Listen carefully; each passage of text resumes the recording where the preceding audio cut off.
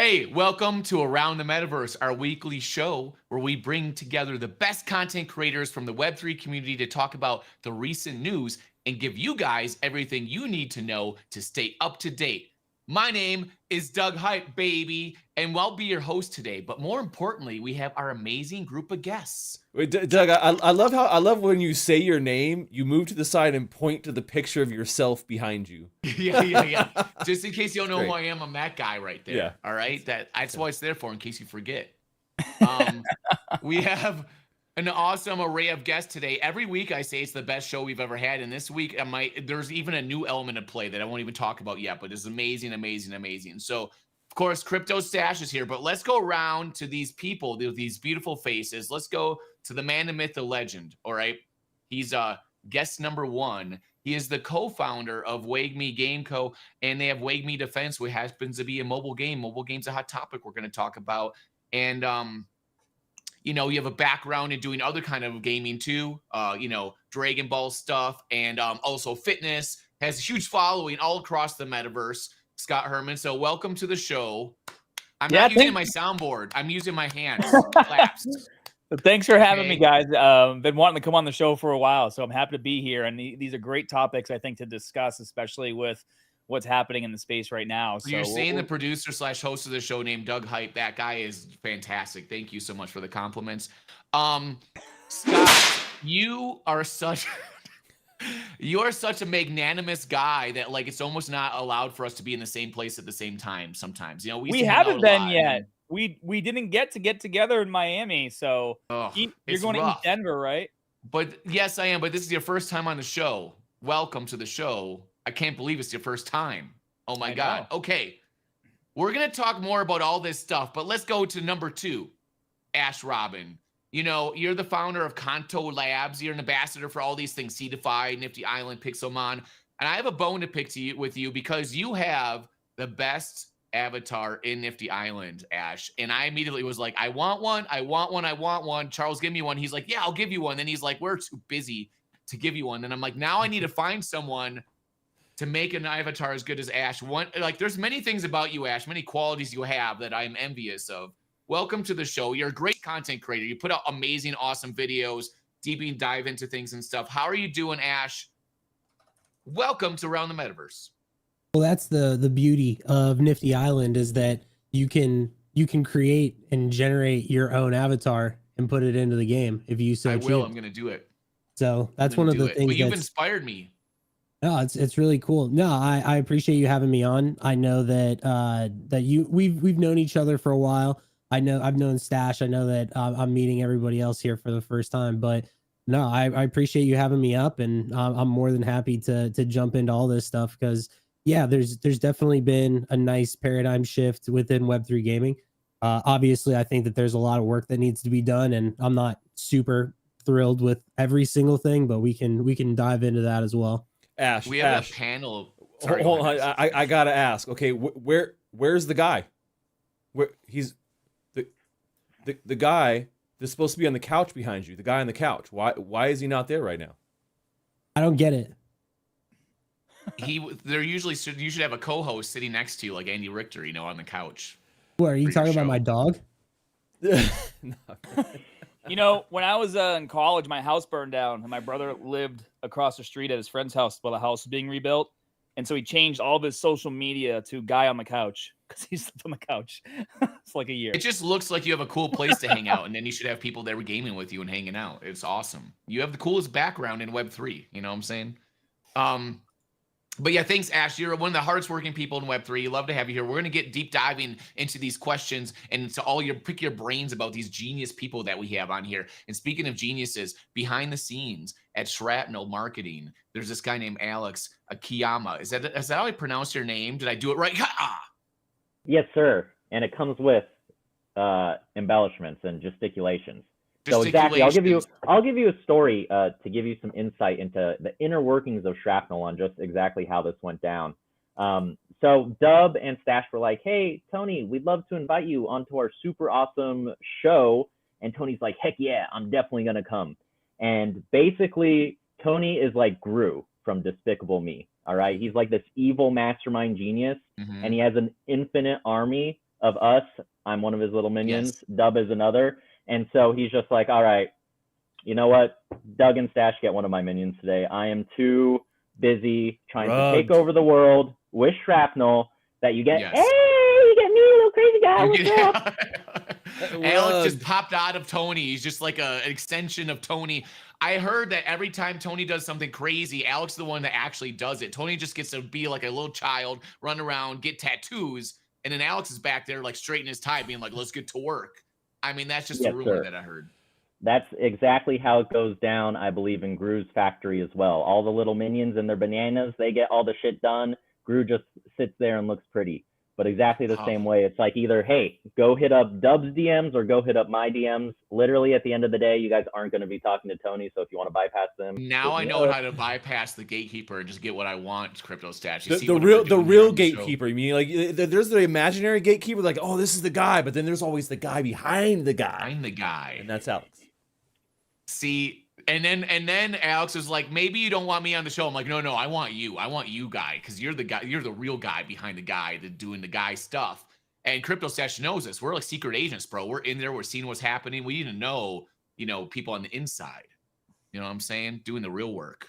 And then the people like me are the ones on the outside getting all the credit. Oh, Doug, he's so great, gets all the credit. What do? I don't do anything. Look, I just have myself. He's a pretty face. You're a pretty face, Doug. That's all I do. Hey, that's why people like you guys are on the show.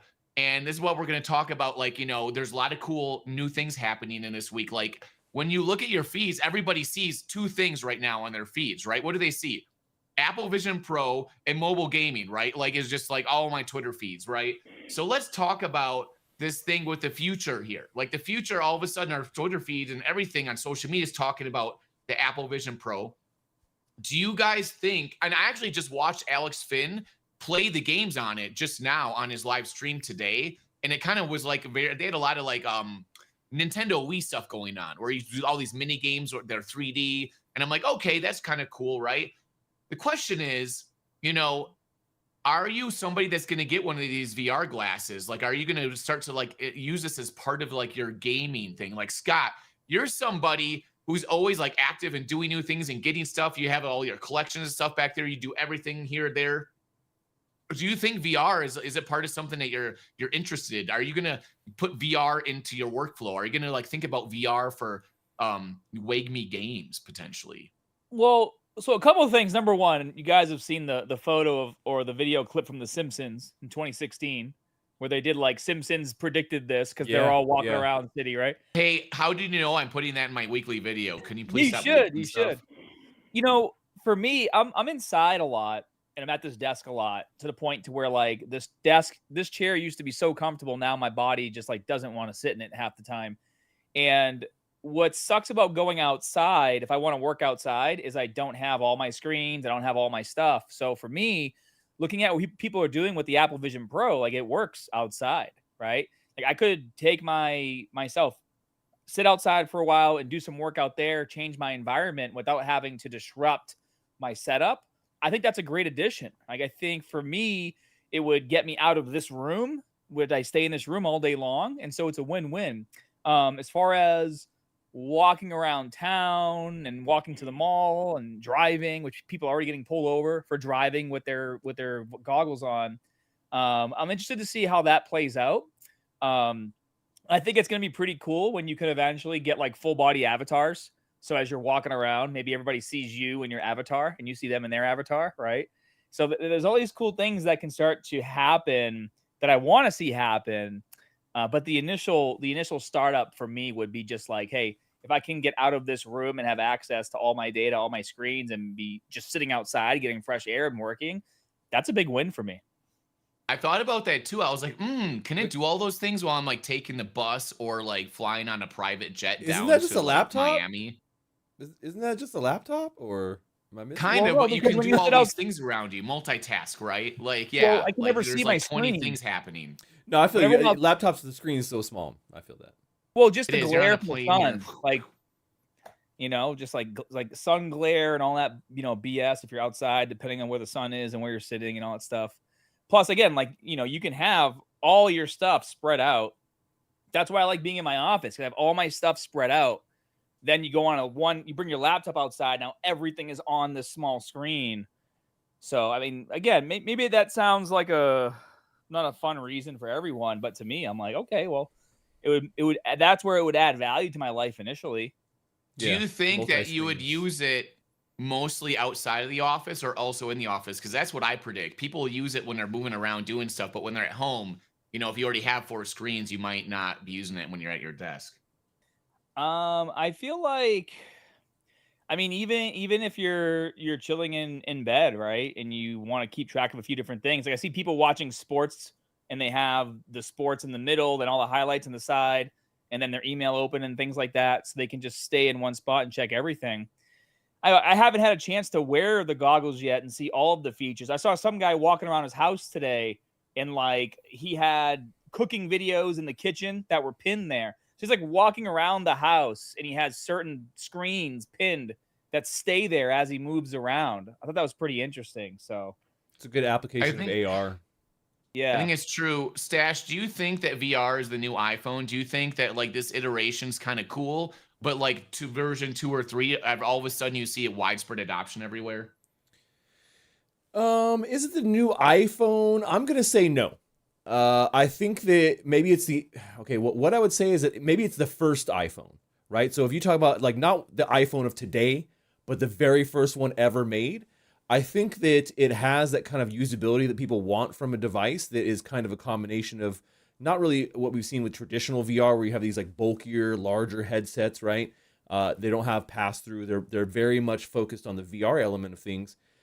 This is kind of that hybrid type of device, right? Where AR actually, I think, is the real application here with the Vision Pro. Now, I still think that it's a little bulky for long-term use. So And it's heavy a little bit. well, yeah, I mean, like the weight, sure, but even just like the bulk of it, I think that for long-term use, you're not going to be able to put do the it. battery in your pocket. You got the frame. That's the biggest thing, man. So you got this giant cord and this huge battery that you got to like keep the original in your pocket. cell phones, right? It's Right? like- Yeah. You But got like even this, I'm on my cell the phone, and it's Simpsons like this got that, right? They giant have, thing like, with the the fucking whole you're like thing. extending the antenna, and you're in your car, but it's this massive thing. So yeah, the battery I think is one of the biggest detractors here. Is that I think the battery is only rated for like an hour and a half. it's like maybe 1.5 2 hours. Maybe- yeah. maybe- And you have maybe to it's attach low. that to Really? another It's that low? battery. It's pretty low. If it's not an hour and a half, maybe it's like 2.5 hours. It's not that much. So like Casey Neistat But walked you're around gonna- New York and he had another battery attached to it. So he said, I can go all day because I just have a string of batteries. Yeah, I in mean, my if pocket. you're flipping batteries, you're like literally you open your trench coat and you're like, all right, guys, you need batteries. That's I got right, them. just got all You know? the batteries. I here. mean, I guess if that's how you're rolling. Is But that I mean, a bomb? No, it's my battery. No, yeah, it's my Like it's my 5 Apple Vision Pro batteries because I Like, want to why be able do to you use have it actually all C4 through day. your whole coat, sir? No, that's batteries for my Apple Vision Pro. Yeah, like one proceed. plane ride. I mean, if you're going from here to like Denver or something, or here to San Francisco, then maybe the battery will last. But if you're going from the West Coast to the East Coast, bro, you're gonna need 2 batteries, or maybe maybe more. Who knows? So I love the concept of it. I love the AR features of it, but I just think that it's still very early as a device. It's obviously out of the range of the majority of people. I mean, I've laid down a couple $100 for VR devices since they've been released. I have a Quest Pro, and I've had them for quite some time. I've been a very avid fan of VR, and we've seen some AR glass type attempts in the past, but I think this is one of the better ones that we've seen as far as like how AR really can be applied in everyday workflows and I in nearly life. hosted the show but with it's just- AR goggles on today, but Yeah, I wish these you did. actually give me AR like feedback. It's like a HUD display, so don't worry about it. Okay. Well, the real But- question is how long until like the first person walks off a cliff or gets hit by a car or Right. like that's I didn't see it coming. I was watching my cooking show as I was Yeah, walking like, the dog, Alex, and did you do that? Did you walk off a cliff with the goggles on? Because it sounded like you wanted to say that. No, but that's actually, a good point. And part of my issue is how bulky these devices are. Like Stash, I've been an enthusiast as well. Like literally I can go pluck out, I think, of my closet, a Google Glass from 2015. Yes. Like straight up, like my biggest issue is like if I'm in a Starbucks, right, and I look over at someone and they start pulling out all these cords and putting on like a device on their head, and they're like pushing stuff in the air. Like, am Like I what? like, yo, is this dude like a freaking huge ass nerd or like Yeah, it's geek, or not am I just cool, like, right? yo, that's just like normal, that's chill, whatever. Like, how big of like a jarring scene is that versus like, do we need something like what Doug Type is wearing, where it's just like a sunglasses or a Snapchat Just like Ray-Ban this. style, Yeah, where it's just right. like more ubiquitous than like a full headset. That's true. Are you in Seattle, Alex? People. No, I'm in LA. You're in LA, so that's I just was wondering what level of cool you're dealing, what kind of cool you're dealing with. Like in LA, it's sometimes it's cool to wear like the Yeezys, and like they even have the headband that comes with it. Try to look cool, because that's not, the headband sucks that comes with it, right? You have to wear the alternative headband to even wear it for more than an hour, right? But they know they're trying to make you look cool because they want all the LA, paparazzi to get like a celebrity wearing it or something. You know what I'm saying? So like, that's your job, Alex. If you're around LA, I want you to check out, okay, are there any celebrities wearing this? Does it look cool? Are they going to yoga wearing it? Like, what's the deal? Dude, I'll do some on the ground reporting. I'm gonna go to Rodeo Thank you. and I'll see how many of the Shaker and Bakers have got these Apple headsets, Look, and they probably have some nice we- like Air Mace like chains and stuff going on them. Yeah, we have a security bedazzled breach. Vision Pro. Icy's in the chat, and he's very excited that Alex is here. And I told him, like, you found my plant. I've like exposed our GIA plant in the shrapnel community. Yeah, Alex here. It's him. Sorry, everybody knows now. It's like we hide in plain sight, Alex. They are not sure if it's true. Is it not? They don't know. You know what I'm saying? Like, hide in plain sight. You're playing chess. They're playing checkers. You know what I'm saying? Or the opposite of that. You know what's going on? Or the opposite of that. The opposite of that. They don't know. They don't know. Keep them on their toes. Okay, we've saved the best for last, Ash. Where do you see gaming going with VR and AR? Do you see any actual AAA games or legit games utilizing this technology? Like, what do you think as a gamer? Like, would you actually get a VR headset to game, or do you think it's just kind of a novelty thing production-wise right now, and maybe it'll become a thing soon? I honestly feel like one day what's going to end up happening is everyone's just going to have them. Like, you're going to go on an airplane and everyone's just going to be sitting there with their goggles on, and it's going to be just like one of those super normal things, kind of like how everyone wears headphones now. I think it's going to be like a very similar thing. That's good. The headphones thing. That's good. Yeah, it's like you never would have expected it, but now, like, if you go, and obviously like we're not on an airplane right now, but next time you are, like, go look and see how many people just like have their earphones in all the time. Yeah. But no, I mean, I think that there will probably be games that will integrate something, right? Like, I don't know if it'll be like the main thing, but you mean like an auxiliary add-on or something, like you would, like some games do that with the iPhone, right? no, like imagine like if there's like a game on PC and how you can also play it on the Switch or on your phone, right? There'd probably be some, like, I don't know exactly how that would work. It'll be the farming aspect, right? Just like iPhones. It'll be like, okay, when you wear this, you have to do all these things, and then it gives you more points in the game, right? Well, let's talk about like even something as simple as like Valorant, right? Like, what if you have like your headset on and you can like hold a controller or hold, you could set up a keyboard and mouse like anywhere. Like, I feel like it's just going to end up being like an extra monitor, and I think that they're probably going to start implementing games into that kind of thing, like so you can use it as a screen.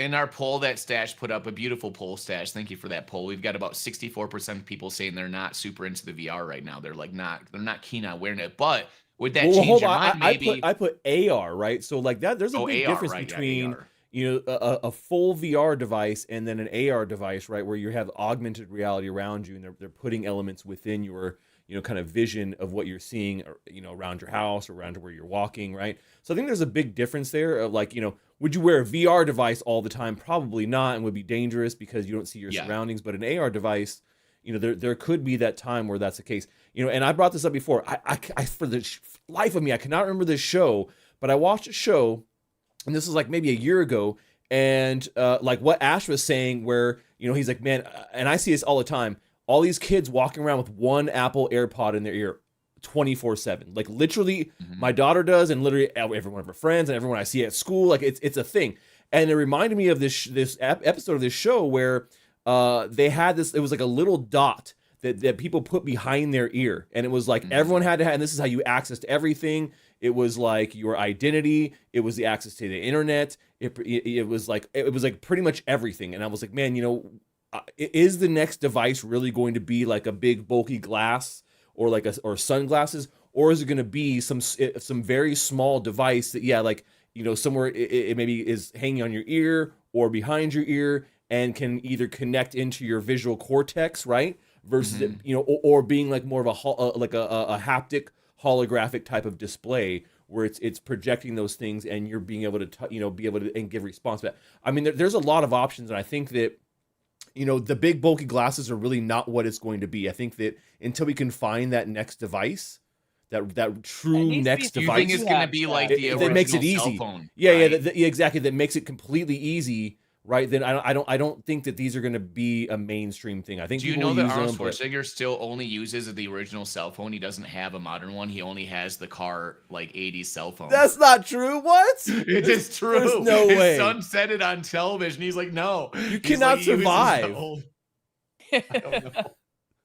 I don't know, but that's the story from his whole family. His son tells us the story. He's like, yeah, my dad uses the big bulky one.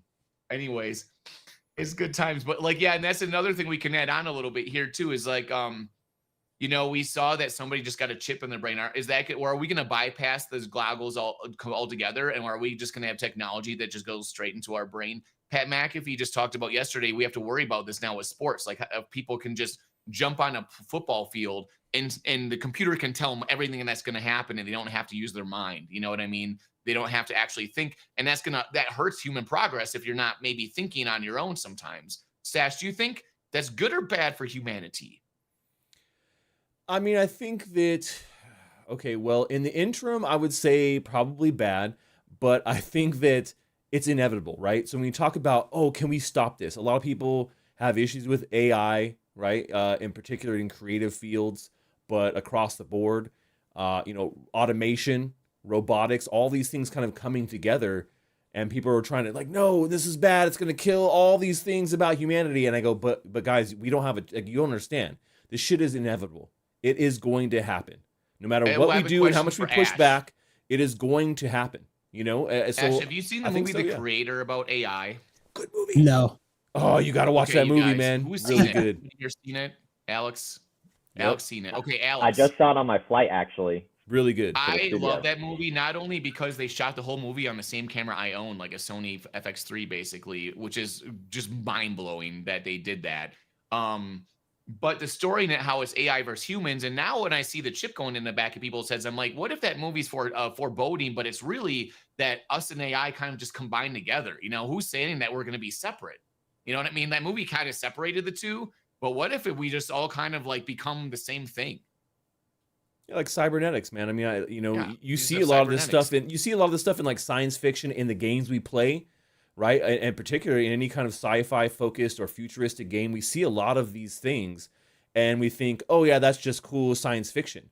But every step of the way, science fiction throughout the ages have predicted a lot of the stuff we see now.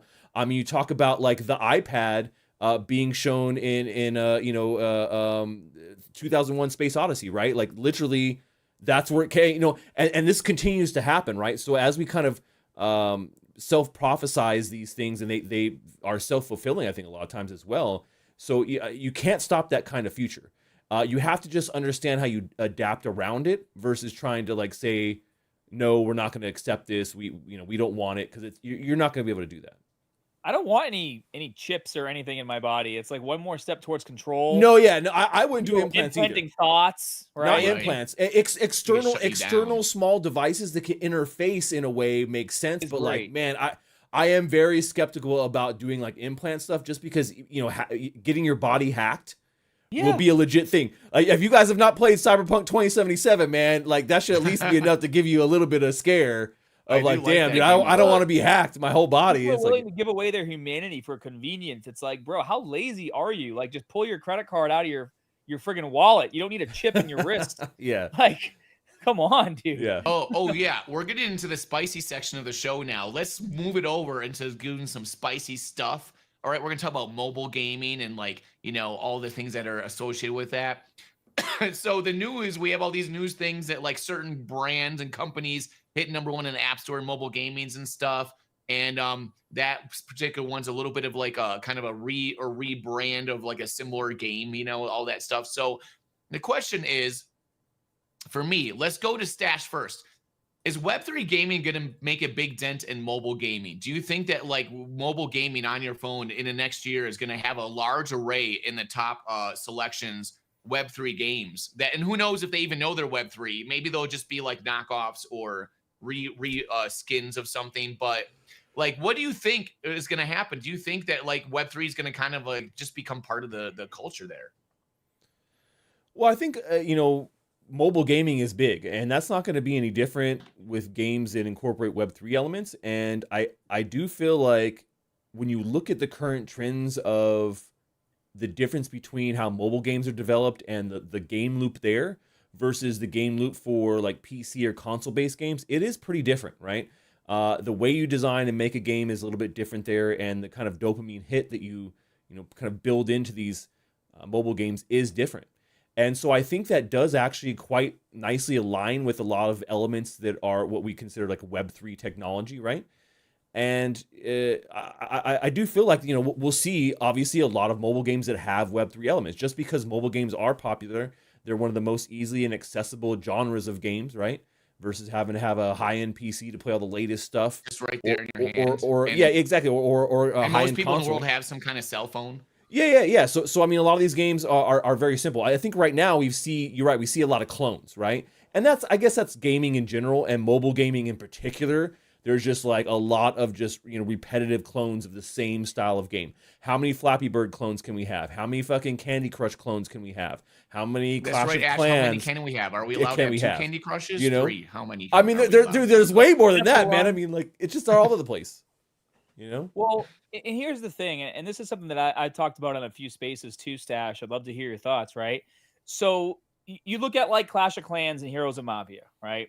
And I'm not too sure what the land does in Heroes of Mafia, but it's basically a play to earn the Ruby token. It definitely boosts your airdrops and stuff somehow. Okay.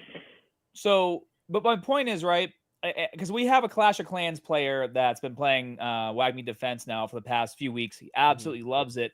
And so I asked him, he was a professional player for a long time. I think he played for like 6 or 7 years, right? Traveled the world, did all that stuff.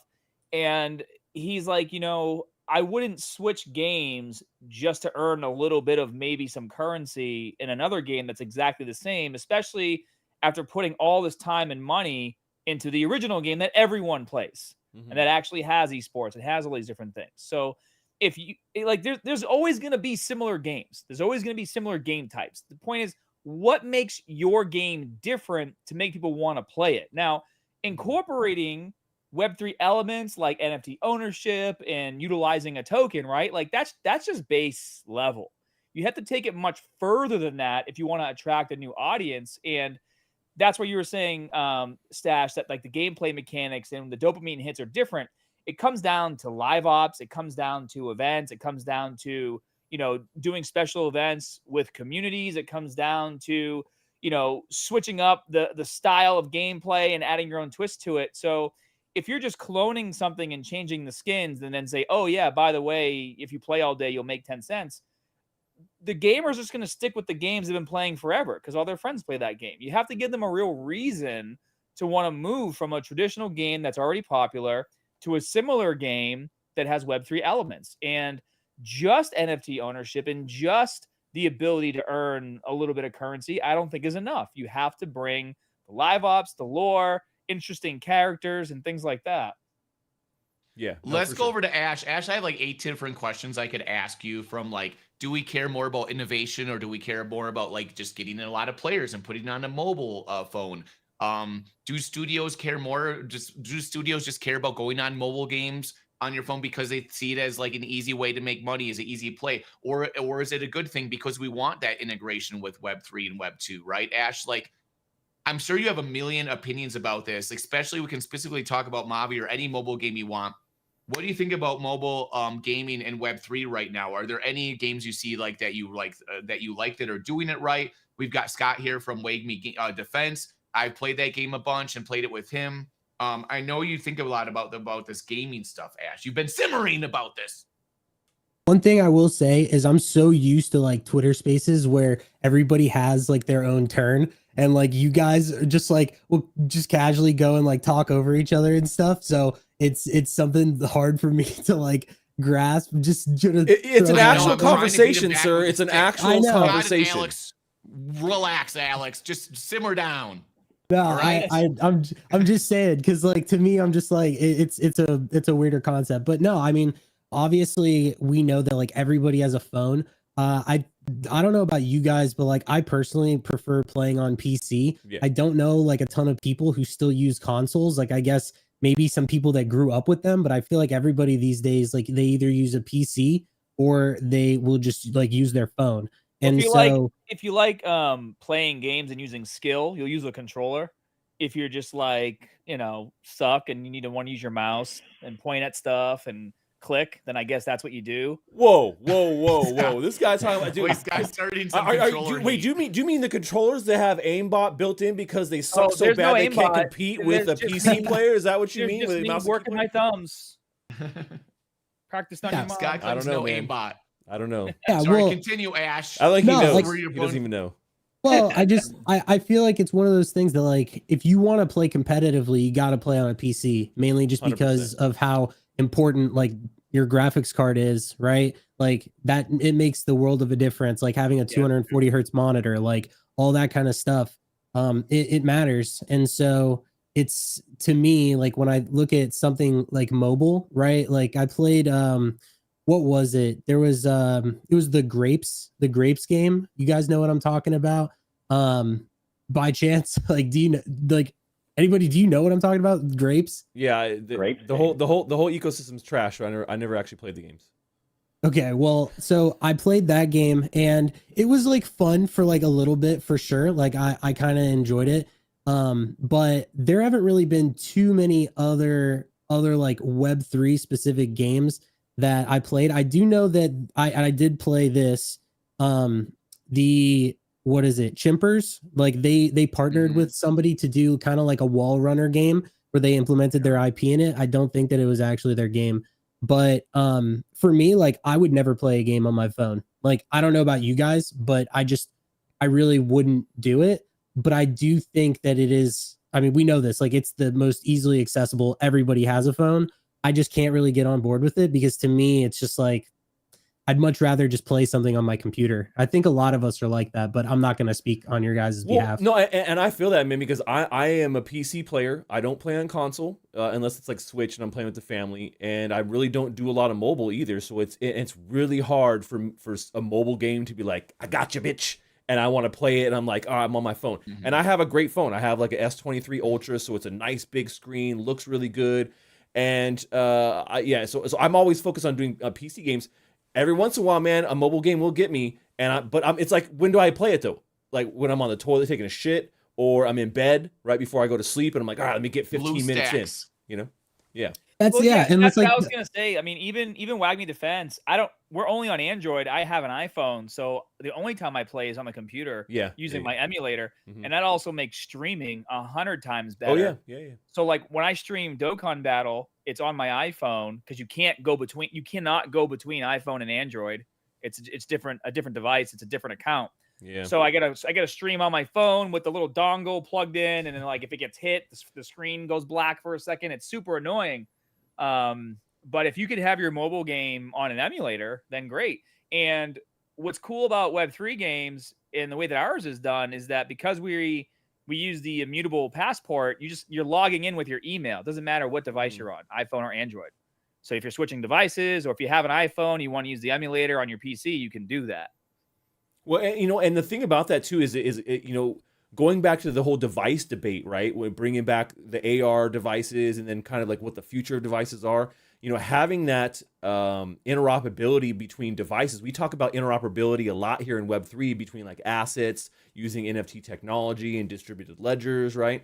But having that with devices would be great. Like it's so bulky trying to bring a mobile game for like Scott was saying, to put it on my PC and to be able to stream it through the PC versus having to like sit here on my I'm like, all right guys, we're gonna jump in the game today. I'm like, Yeah, and you're looking down the whole time. Yeah. You can't interact in the same kind of way with the chat and things like that. So, having that fluidity between devices is still not even there, man. It's still not even there. And between, OSs and platforms.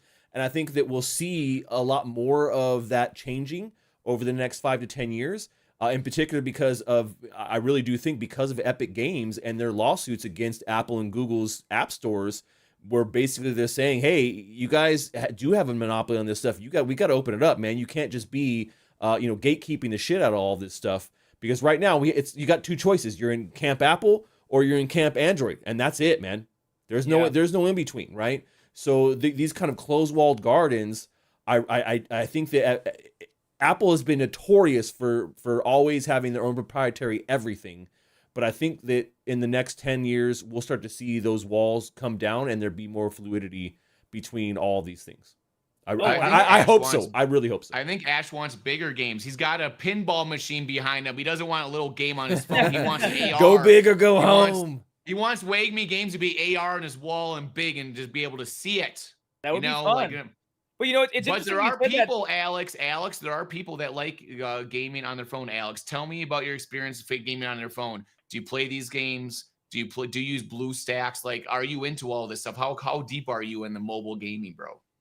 Yeah, I actually used to be into it a lot more when I was younger, and I actually worked at a studio previously where we developed and published casino mobile games. So literally video slots, video poker, blackjack, iOS, Android, all that sort of deal.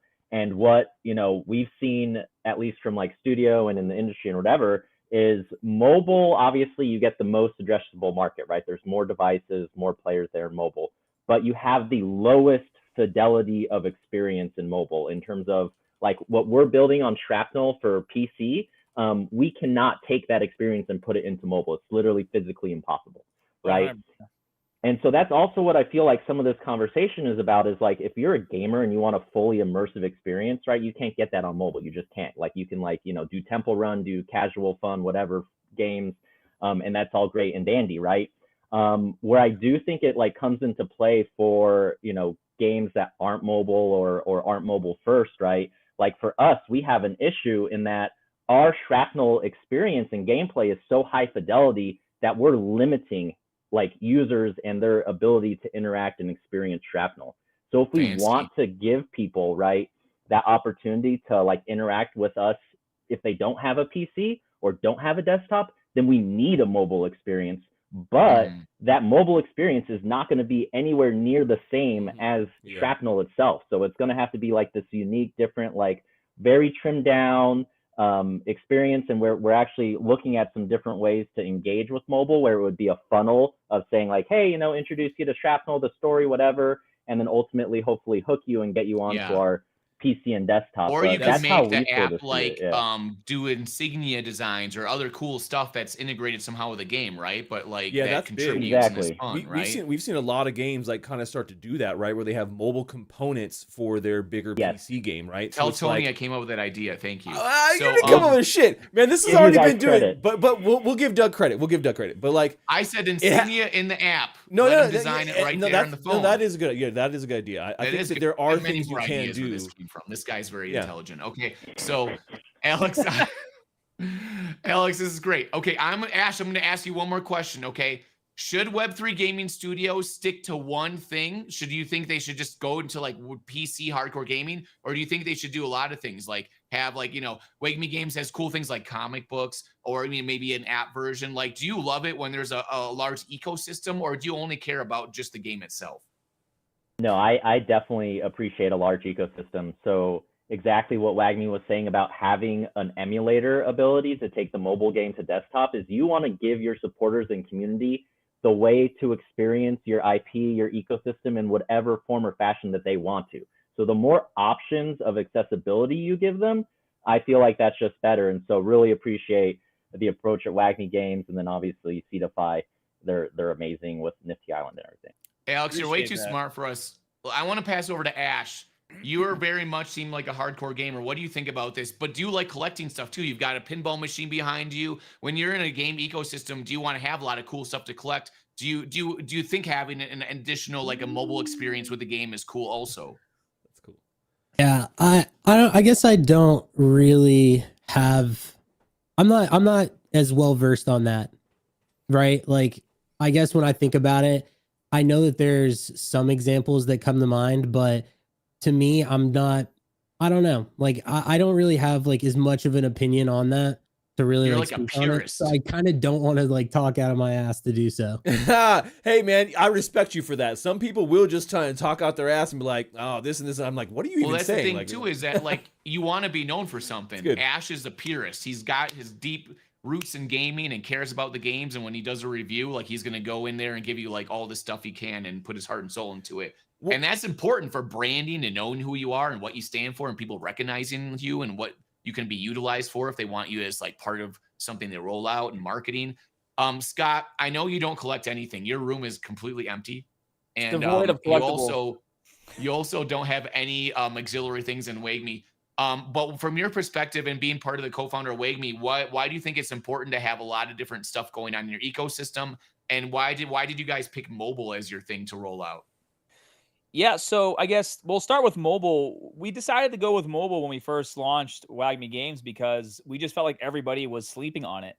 And I mean, it does get a little frustrating seeing all these people all of a sudden like, we're doing mobile, and we're going to have 15 mobile games. And I'm just like, yeah, bro, do you know how long it takes to make one good mobile game, right? You can't have 15 mobile games in a year, get it off your roadmap. Or unless you want to have a good game that isn't just a copycat or a reskin, right? Anyways, mobile is global. It's 53% of all the money that's made in gaming. It's like $205 billion in gaming. 53% of that's mobile. And then it gives you the opportunity to go outside of just like the major countries, right? It's going to give you the opportunity to go to like your Indias and your Africas, places where they don't have PCs at home and they don't even have the latest iPhone. They don't even have the latest iPhone maybe for the last 3 or 4 years, right? So, and that's why, Alex was talking about you can't take that PC experience and put it on mobile because it's just going to be too many gigs. And if your app is too big and the graphics are too good, even on mobile, it's not going to run on older devices. And so these are all the things that you have to balance while building out a game. Like that's why you have to have a clear roadmap on just how many places you want to be able to hit. And mobile games bring together large communities. And if you're doing a mobile game, it has to be free to play. It has to be free to play. You can't even go to India and have them pay $1 to start playing your game. They just won't do it, right? Like they'll spend money later when their friends are playing and everyone in their community is playing, but they're not going to spend $1 to try a game they've never played before and none of their friends are playing. You have to be free to play. And as far as bringing in other parts of into the ecosystem, you guys all grew up in gaming just like me. You all grew up with amazing IP. Everyone here knows who Master Chief is because the story's great. Everyone knows Mario. Everyone knows Zelda. Everyone knows God of War. Everybody knows Snake, right? Why? Because the stories are so good and these games last forever. Like even I was telling Doug before we started, I've been playing Dokkan Battle on my phone for 7 years because I'm a huge Dragon Ball Z fan. Like, why would I log into this game? Like, it's not a hard game to play, and I do enjoy it. It's fun, but like I log in because I love Dragon Ball Z, and it gives me that dopamine of one of my favorite animes. So when we do our comic and we do our collectibles and we do our characters and our story, the goal here is when we launch WagMe Defense, you're not just like downloading and playing a strategy defense game. You're going to log in. You're going to see this beautiful anime that's going to introduce you to the characters. They're going to walk you through the tutorial. And then there's a story there. There's a reason why you're doing this mission and that mission and why you're trying to get this many medals and why you're fighting the aliens. There's a reason why you're doing all these things. You're getting sucked into the ecosystem. And that ecosystem also allows the game to evolve over time. As cool things happen in the game, you can bring that to the story. As cool things happen in the story, you can bring that to the game. And that's just the way it goes. And you get to watch Scott play it in his beautiful face on YouTube. You know what I'm saying? Like there's so many elements. Dude, we have fun. I have 5, dedicated streamers. I got 2 more onboarding this week. We're streaming Monday through Friday, minimum of an hour. Everyone has their own block. And people show up. I mean, we're averaging like 40 to 50 people concurrently for an But hour. you wait till you see when me and Ash and Alex stream together, okay? Let's Just go. watch out. We're gonna be PC purists and we're gonna play other games, okay? We're gonna battle you to the death, Scott. I have extraction packs. Just get me on shrapnel, Alex. I go whoop these guys. I'm trying to start a fight between all of us right now, okay? Now, okay, look. Ash. Now, one thing I want to just point out to what Scott was saying, right now we do have these limitations when it comes to a mobile experience versus a high-end PC experience, like what Ash was saying. Like, hey, I don't want that. I want this tiny screen. I want to be having this whole experience. And then we say, well, a lot of the reasons why we can't have that on mobile is because of the limitations of the graphics and like the storage, right? But with like cloud gaming that is going to be coming here over the next decade, those limitations will be gone. You'll be able to cloud game anything to any mobile device that has an internet connection. Yeah, and you'll be able to get that. But you won't get the same experience, right? It won't feel the same. It may look really good, right? You may have like super high fidelity graphics. It may look pretty good, as good as it can be for your screen, but you'll never have that immersion. You'll never have that full immersion you do playing on a high definition, screen at a PC at your desk like that. So, Stache, I have a feeling it's almost time for the lightning round. One more time. One more time. Ka-chow! Ka-chow! Is that ka-chow? Is that cars? Lightning round. Okay, so the original question was, if the future is gaming, is Elon Musk Neuralink, would you get an implant? But I guess I would say that, like, if it's not gaming, is there anything that would actually like push you to get a Neuralink? Or do you think there's going to be a different version of Neuralink that you would do? Alex, let's go to you. Are you going to put a Neuralink into your cerebral cortex? Oh, geez, man. Probably I would have to, because I don't want to get outcompeted by the folks who are doing like genetic engineering and all that stuff. But I think before then, we're going to get wearable devices, like actual, like full-on contacts that are heads-up displays that, overlay the world around you and stuff. So hopefully, I don't have to make that decision until really far down the line if I actually want the chip or not. But I am excited for like wearables and sort of that transition time before we're totally there.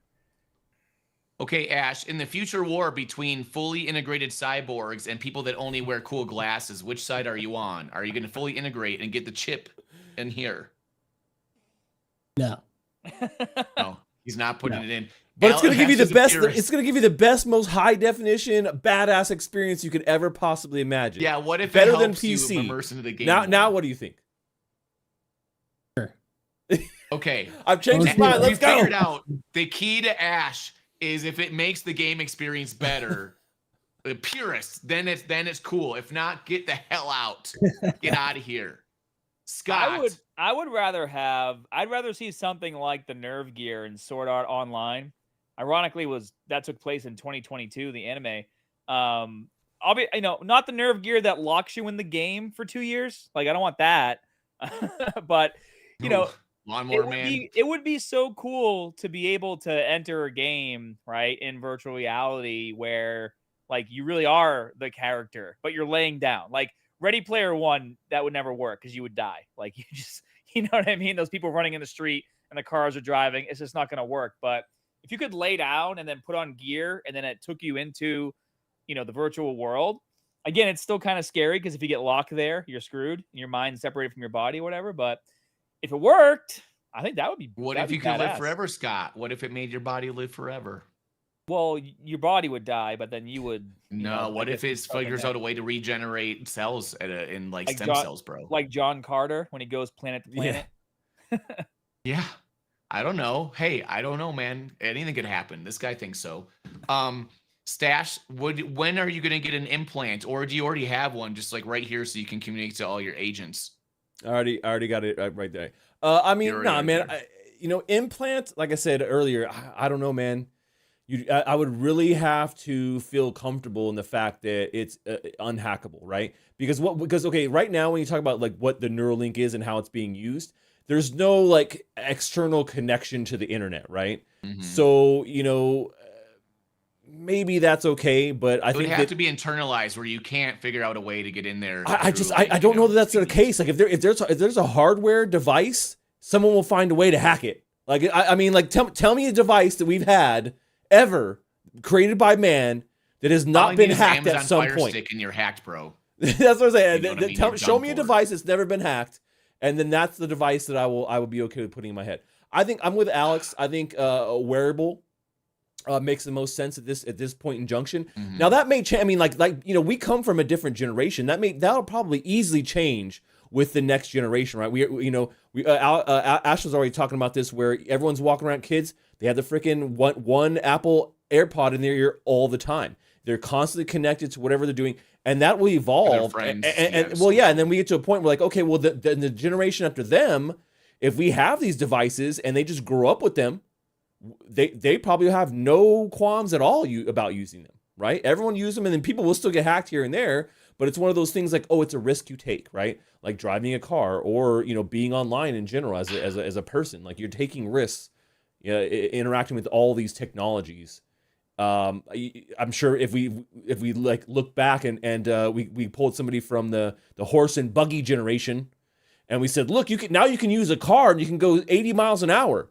They would freak out, bro. They would not want to touch a car. They would not want, exactly, without even, it's going to drive itself. They would not want to touch a car. They would think it's the most dangerous, ridiculous thing, like, right? And so we get more and more comfortable with these things as generations go by and as we grow up around them, right? And we're seeing that with this generation that, they grew up with smartphones already ready to go. You know what I've learned today is that, Ash, your room there is going to be the last bastion of humanity.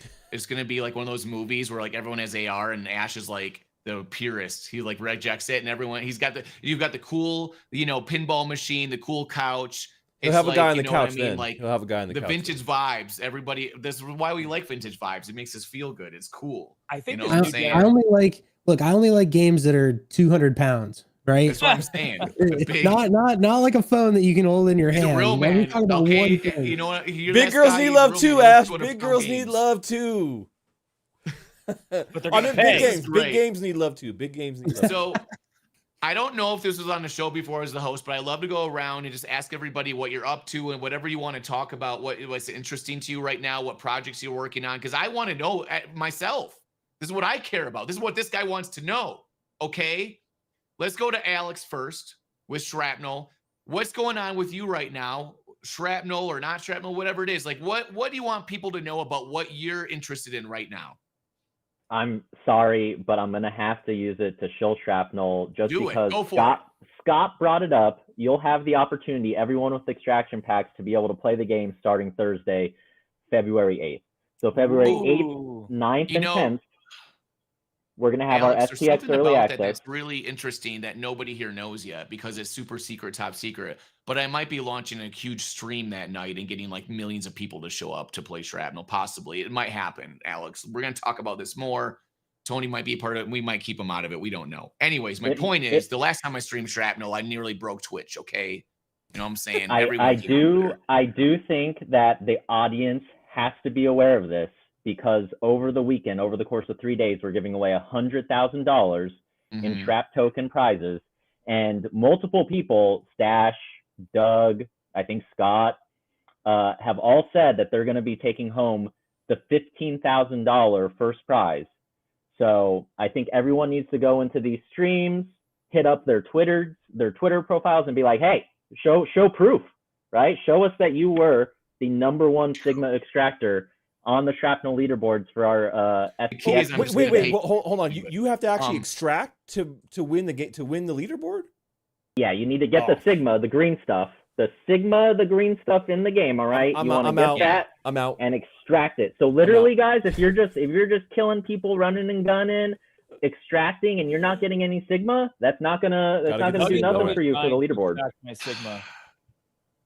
You know who's going to be camping? Stash is going to be camping at the extraction point, just ready like this in the bushes, hiding out. I'm okay with that. I'm okay with that. Yeah, that's the move. That's the move. I have been killed at the extraction point like numerous times. So many times. Just so many times, man. So. That's what happens. I'm just ready for it. I'm like, there he got me. It's all about patience, man. You really have to be patient. Like, all right, wait for the perfect timing to go take people out, or then hit that extraction zone and get lifted out. But yeah, so I heard that our best friends, Doug Hype here and Stash, have some reservoirs of extraction codes. So who knows if That's right. they'll be Not Jump in the only Discord. that prize Gracious pool of enough. $100,000 is actually $100,050 because I might be giving away $50 also. So you just watch out. All right. I just tipped So- the scales. Everyone's coming now. basically be sure to hit them up on their Twitters if you aren't already following them, and join their Discords, especially Stashes, because there's so much great alpha going on there, not only for Shrapnel, but other great games in Web3 I guess it's a pretty also. good Discord. I'm in there too. It's a pretty good one. Probably should get in there. Doug is in there. We're in there. We're all in there. We're all in there. We're hanging out. We're all in It's there. good.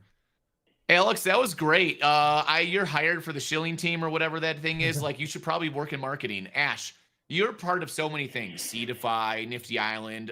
What do we like to talk about? I know personally, but big reason that you're here is because I'm jealous of your Nifty Island digs that you got going on, and maybe we'll have a cool event. I want to come over to your island, see what you're up to, what's going on with you, and all the. You're in so many things, bro. Yeah, I mean, I streamed pretty consistently from 2018 to 2021, and it's very hard. Like, it's super hard. That was also a time when it was a lot easier, I'd say, because that was during like COVID times, like towards that later half when everybody was sitting on Twitch, they were gaming, they were at home. And so at that time, and like crypto was like just taking off. So there was a lot of stuff going on, a lot of money flowing, a lot, whatever. And so I obviously last year was tough for a lot of people.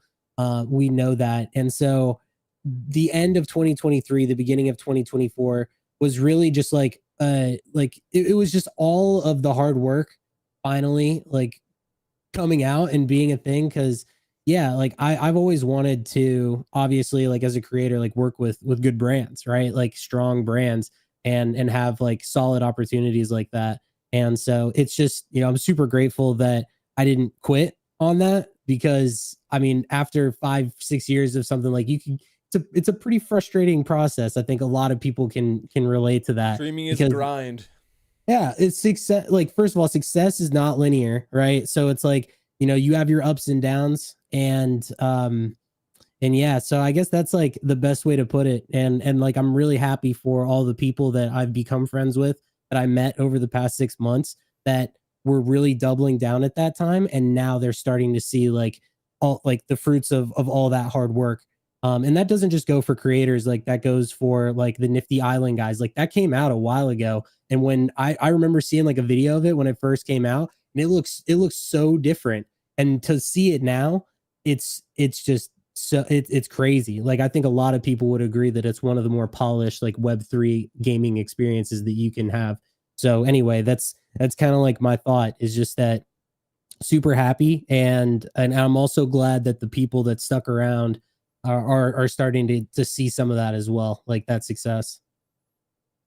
So where can we find you on Nifty Island? Do you have an island? Do they look up Ash Robin to find your island? Yeah, it's just my name. I only have like now it's a more basic map, because my island, I made it the day, like a couple hours, like I got on and I immediately made it. And I think at the time, like it was pretty cool because there weren't any, and it was like a little bit more obviously like there. But I recently made a video. I went over like my top 5 maps that people have made islands.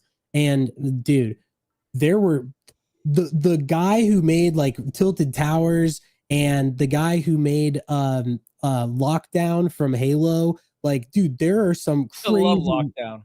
Yeah, there's some Lockout. Isn't it Lockout? crazy recreation. And now there's a Mario Kart island. Dude, it's insane what people have done. So I gotta asked step him, up I'm my like, game. hey, can you build me a Mario Kart island? They're like $1 million, sir. And I was like, you guys stop it.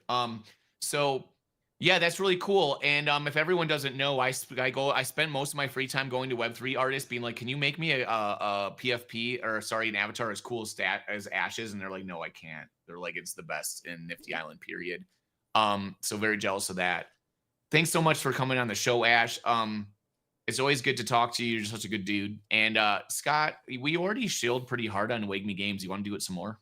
Sure. I mean, hey guys, just come follow me on Twitter, Scott_Herman. If you want to play the beta, just shoot me a DM. I'll get you hooked up. Hey, he's also got workouts for you.